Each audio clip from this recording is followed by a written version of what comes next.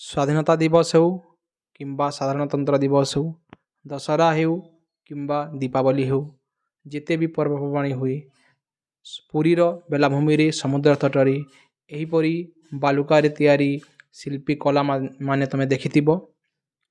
ତ ଆମ ଓଡ଼ିଶାର ଗର୍ବ ଏବଂ ଗୌରବ ବାଲୁକା ଶିଳ୍ପୀ ସୁଦର୍ଶନ ପଟ୍ଟନାୟକ।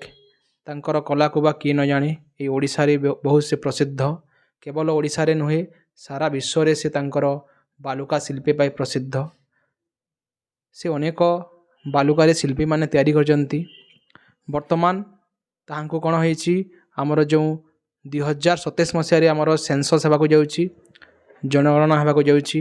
ପ୍ରଥମ ଥର ପାଇଁ ଭାରତ ଇତିହାସରେ ଡିଜିଟାଲ ସେନ୍ସସ୍ ହେବାକୁ ଯାଉଛି, ଯେଉଁଟା ହେଉଛି ଆମର ଭାରତର 16 ନମ୍ବର ସେନ୍ସସ୍ ବା ଜନଗଣନା ଏବଂ ସ୍ୱାଧୀନତା ପରେ ହେଉଛି ଏହା 8 ନମ୍ବର ଜନଗଣନା, ଯେଉଁଟା 2027 ମସିହାରେ ହେବାକୁ ଯାଉଛି।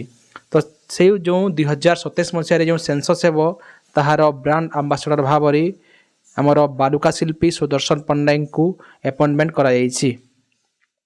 ତ ଫାଷ୍ଟ ଫୁଲି ଡିଜିଟାଲ ସେନ୍ସସ୍ 2027 ମସିହାରେ ହେବ।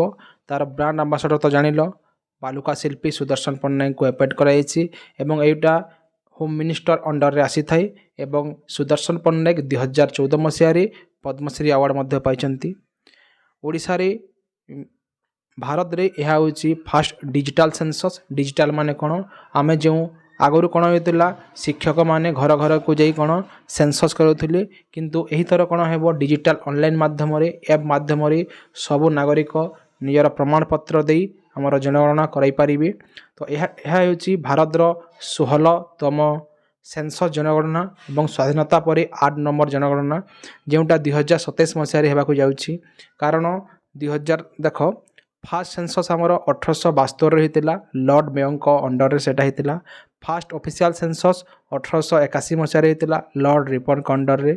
ଏଭ୍ରି 10 ଇୟର୍ ବା ପ୍ରତି 10 ବର୍ଷରେ ଜନଗଣନା ହୋଇଥାଏ, ଯେଉଁଟା 1901 ମସିହାରୁ ବର୍ତ୍ତମାନ ତକ ଚାଲୁ ହୋଇ ଆସୁଛି।